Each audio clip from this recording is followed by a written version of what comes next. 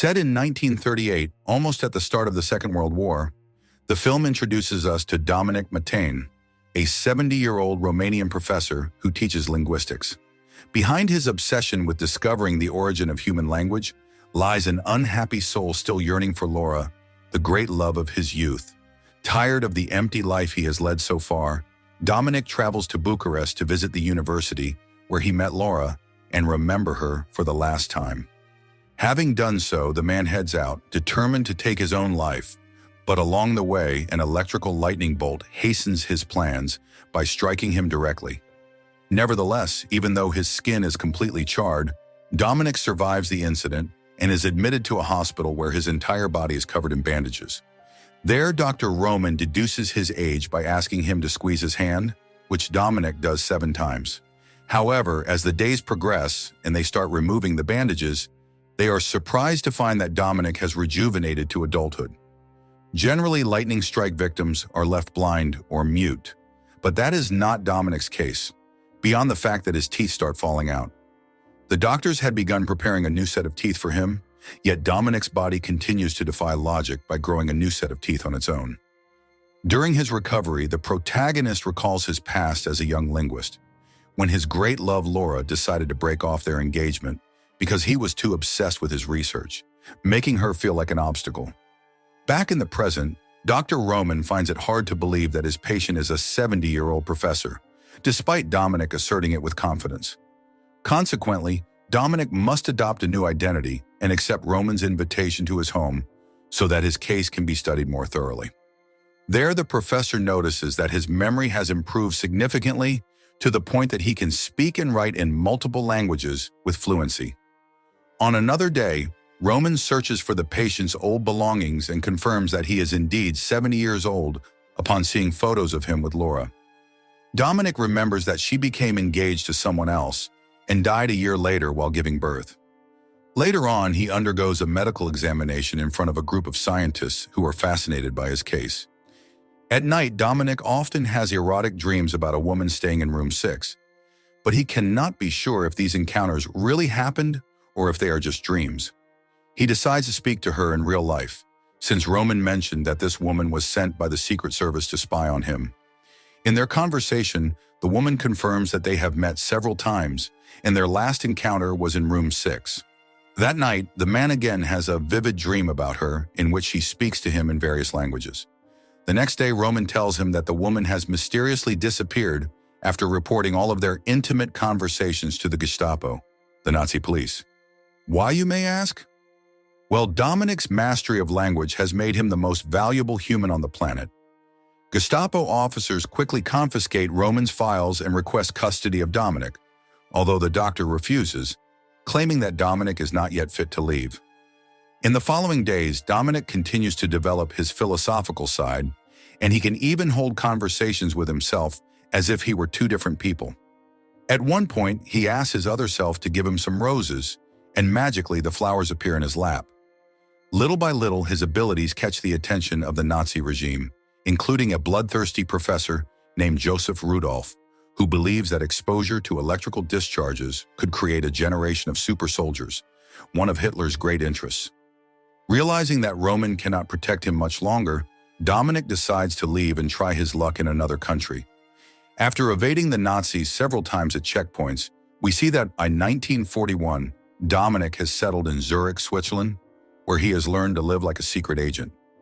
Thanks to these skills and his special abilities, he can now forge documents, change his address, and prepare disguises to remain unnoticed, although it forces him to have 0 contact with friends abroad. He does not know whether Roman is still alive, beyond the fact that the Second World War is wreaking havoc. Dominic tries to focus on writing his book about the origin of language and human consciousness. During his research, he discovers that by merely holding a book for a few seconds, he can learn its contents. A year later, he is almost out of money.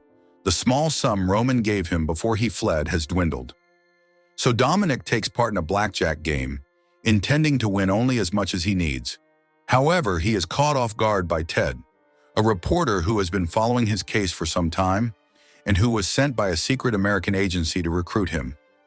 Even though Ted offers him money and other benefits, The protagonist declines and leaves. On another occasion, Dominic attends a gala where he is approached by the same Gestapo spy, though this time she does not seem to pose a threat. Still, he decides to distance himself from her, only to run into Tal Mundro, who knows his real identity. Immediately, Dominic tries to flee, but Tal Mundro intercepts him in an alley, labeling him a miracle of humanity and the key to surviving an imminent nuclear war. The woman from before appears and warns Dominic not to trust Tal Mundro, revealing that he is actually Joseph, the mad scientist. Furious at his comrade's betrayal, Joseph executes her on the spot, and it appears that Dominic will suffer the same fate. However, he uses his newfound telekinetic abilities to force Joseph to shoot himself. Years later, the Second World War finally ends, but Dominic's persecution never does, so he chooses to live reclusively in the Alps, where he continues his research in a completely made-up language. It is not just a method to mislead spies, but a language that, according to his calculations, will be deciphered in 2010. In other words, he is leaving messages for the future. While walking through the Alps, Dominic comes across two women, one of whom introduces herself as Veronica. For Dominic, she is the living reincarnation of Laura. Shortly afterward, at the local police station, he requests a search for the women, fearing something bad might have happened due to the imminent lightning storm. His suspicions prove correct when their car is found by the side of the road. Veronica's friend is passed out near a stream, and Veronica is hidden away in a cave. Although she is terrified, Dominic manages to convince her to accept his help by speaking Sanskrit, the language in which she was praying. At the hospital, the doctors discover that following the incident, Veronica has developed amnesia and other brain injuries. This is evidenced by her belief that she is Rupini, a disciple of Buddha from India, who lived 14 centuries ago. According to her, she had been meditating in the cave for months until a lightning bolt struck, opening its entrance. Because of the complexity of her case, Dominic persuades the doctors caring for her to call Professor Giuseppe, a famous philosopher specializing in Buddhism. He needs just a few minutes with Veronica to confirm that her story about being Rupini is quite real, and he prepares an expedition with her to India, also inviting Dominic. Upon arriving at their destination, the researchers meet a Buddhist monk who recognizes Veronica as Rupini, and so he guides them to the cave where the real Rupini used to meditate. Veronica goes in first, but suddenly faints after opening the cave with a blast. The researchers manage to enter, and Dominic finds an ancient text among old books, but the paper disintegrates to dust as soon as he reads it. Back in Europe, the protagonist checks on Veronica, who has recovered her normal personality. Because of this, Giuseppe interviews her on national television, asking if she knows anything about Buddhism, something she denies. Giuseppe then confirms that, in a past life, she was Rupini, and that her ancestor took over her body through the transmigration of souls. Veronica, however, finds this hard to believe and suspects that evil spirits tried to possess her. After Giuseppe's interview, the woman becomes quite famous among reporters and Buddhist followers, so Dominic stays by her side to protect her. After escaping a group of Buddhists, Veronica excitedly kisses Dominic, starting a beautiful love story. They decide to vacation in Malta, where they stay in a lovely house by the sea. At night, as they sleep together, Dominic whispers that he has always loved her. The moment she hears this, the woman begins to speak in a very ancient language, similar to Egyptian.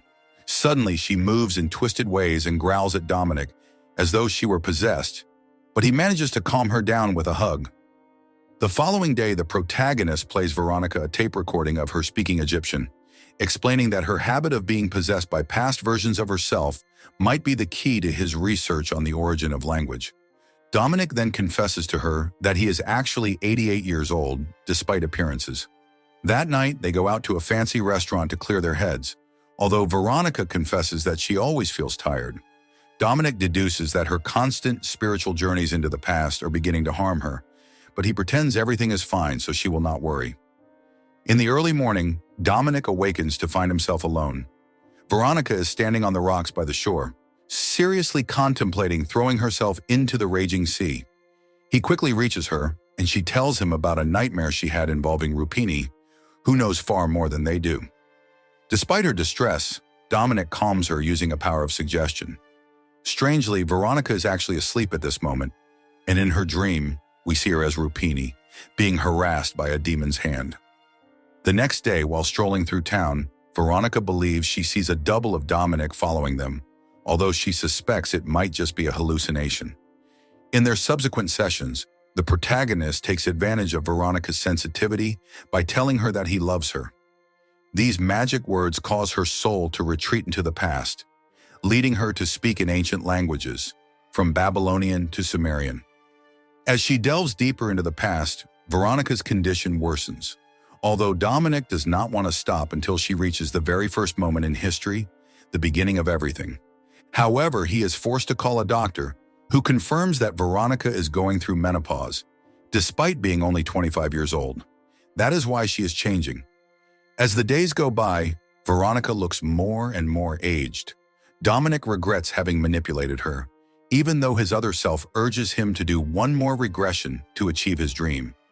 Instead, Dominic chooses to leave her, fearing that his presence may be making her condition worse. Although Veronica begs him to stay, he assures her that his absence will allow her to regain her youth. The only thing he can promise is that he will return in a few months, regardless of whether or not her condition improves. Sometime later, Dominic returns to his native Romania, where he settles in an old hotel and prepares to start his life over. But once again, his other self torments him, explaining that atomic wars will destroy the current humanity and that men like Dominic represent the new generation. The man rejects this theory, thinking that creating a new species at the cost of millions of innocent lives is not worth it. Fed up with listening to his other self, Dominic decides to smash the mirror in which the other self was appearing.